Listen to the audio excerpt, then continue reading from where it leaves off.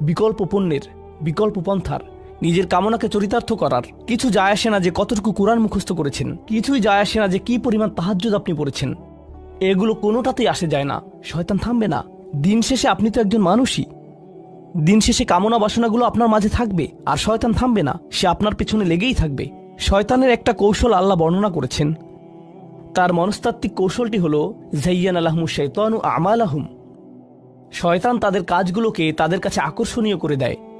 শয়তান আপনার কাছে আসবে, আপনাকে প্রলুব্ধ করবে। তখন আপনি বলবেন, হ্যাঁ এটা খারাপ, কিন্তু আমি তো অনেক ভালো কাজও করি। হ্যাঁ আমি এলোমেলো কাজ করছি, কিন্তু আমি তো নামাজও পড়ছি।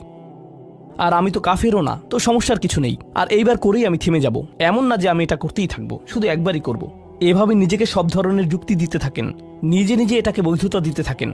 আপনার চিন্তায় এটা এখন আর অতটা খারাপ না। আর তারপর যখন এমন মানুষের চারপাশে থাকেন